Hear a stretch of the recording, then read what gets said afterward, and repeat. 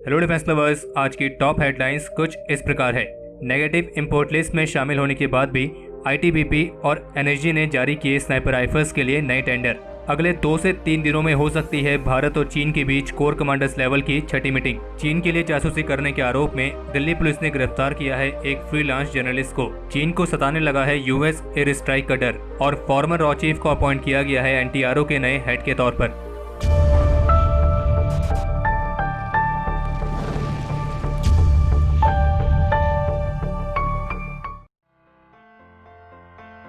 अभी हाल ही में the print की तरफ से एक रिपोर्ट जारी की गई है जिसमें बताया गया है कि पिछले महीने भारत सरकार द्वारा जारी की गई नेगेटिव इंपोर्ट लिस्ट में शामिल होने के बावजूद भारत की एलिट नेशनल सिक्योरिटी गार्ड यानी कि एनर्जी और इंडो तिब्बतन बॉर्डर पुलिस यानी कि आईटीबीपी की तरफ से 7.62 × 51 mm स्नाइपर राइफल्स की खरीद के लिए एक ओपन टेंडर जारी किया गया है और इस टेंडर में इन राइफल्स की विदेशी खरीद शामिल है।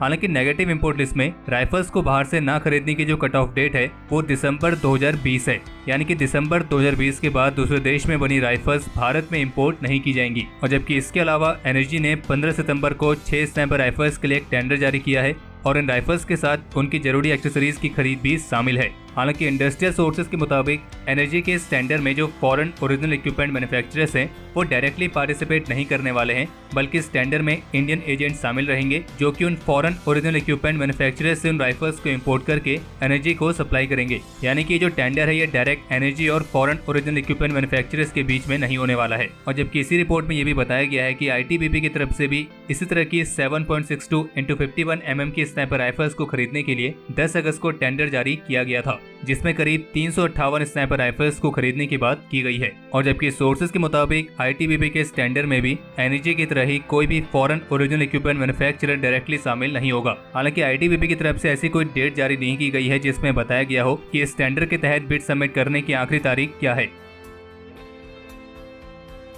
टॉप सोर्सेज के मुताबिक अगले 2 से 3 दिनों के अंदर चुशूल में भारत और चीन के बीच कोर कमांडर्स लेवल की छठी मीटिंग आयोजित किए जाने की उम्मीद है। और जबकि दोनों देशों के बीच कोर कमांडर्स लेवल की आखिरी मीटिंग 2 अगस्त को आयोजित की गई थी। और गवर्नमेंट सोर्सेज के मुताबिक कोर कमांडर्स लेवल की छठी मीटिंग होने से पहले एक हाई पावर्ड गवर्नमेंट पैनल ने, जिसे हम चाइना स्टडी ग्रुप के नाम से जानते हैं, इन्होंने पूर्वी लद्दाख के हालातों के बारे में समीक्षा की है। और भारत और चीन की अगली कोर कमांडर्स लेवल मीटिंग में क्या मुख्य बातें रहेंगी, इन सभी को रक्षा मंत्री राजनाथ सिंह की अध्यक्षता में आयोजित की गई एक हाई लेवल मीटिंग में डिस्कस किया गया है।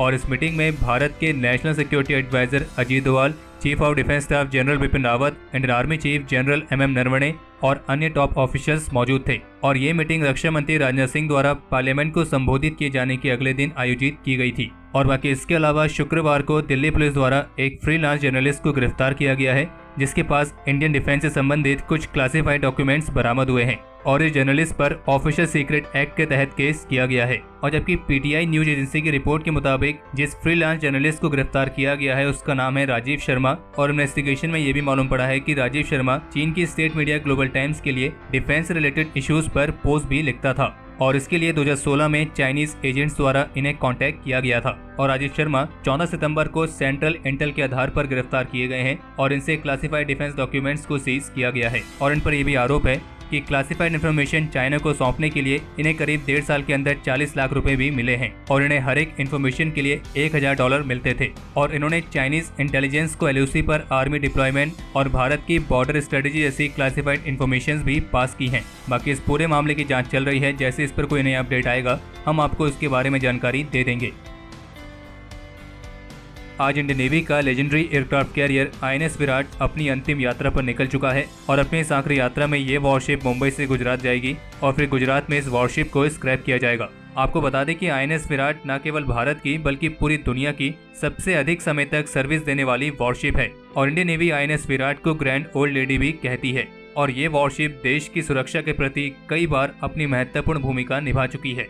बाकी इस लेजेंडरी वॉरशिप पर हमने अपनी ऑफिशियल वेबसाइट defenseexpert.com पर एक आर्टिकल पब्लिश किया है।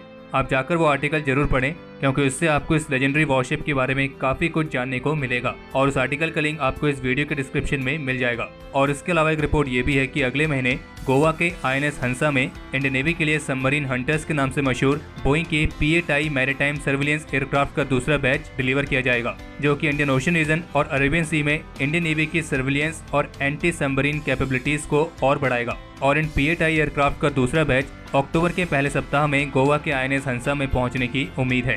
बाकी इंडियन नेवी के सबमरीन हंटर के बारे में अगर आपको डिटेल में जानना है तो उसके रिगार्डिंग हमने एक वीडियो अपने दूसरे चैनल डिफेंस इनसाइट में अपलोड की थी। अगर आप वो वीडियो देखना चाहते हैं तो उसका लिंक आपको इस वीडियो के आई बटन में मिल जाएगा।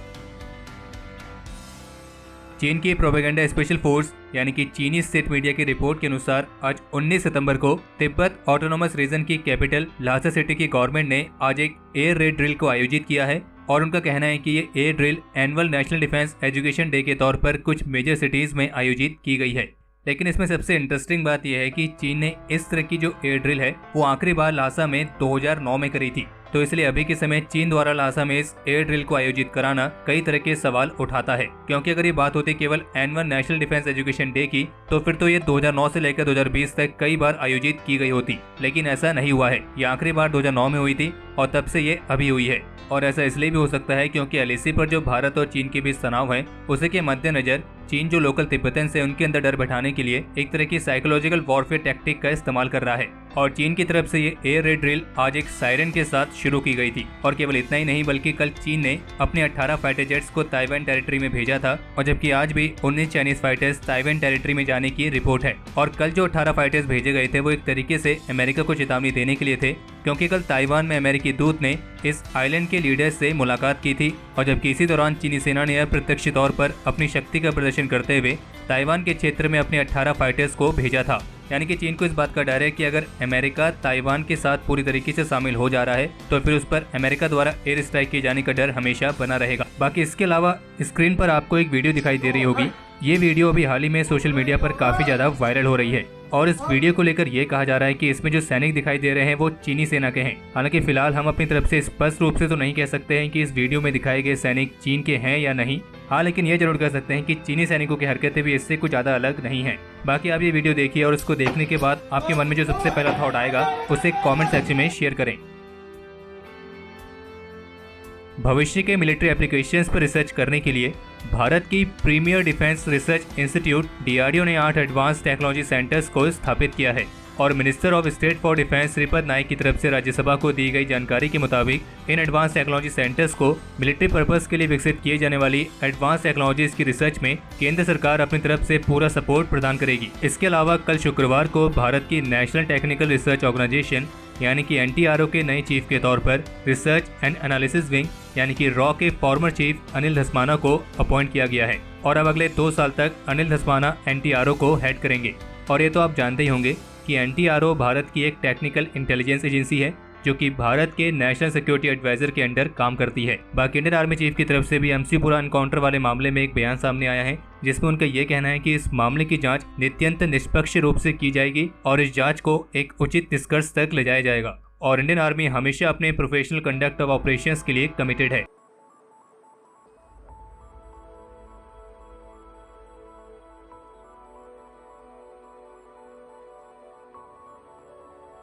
तो हमारे आज के इस एपिसोड के लिए इतना ही और अगर आप इस वीडियो को यहाँ तक देख चुके हैं तो इसे लाइक करे बिना कहीं ना जाएं। बाकी इस एपिसोड को लेकर आप अपने सजेशंस और क्वेरीज कमेंट सेक्शन में शेयर कर सकते हैं और अगर आप उनमें से हैं जिन्होंने अभी तक इस चैनल को सब्सक्राइब नहीं किया है तो इस चैनल को सब्सक्राइब करना ना भूलें।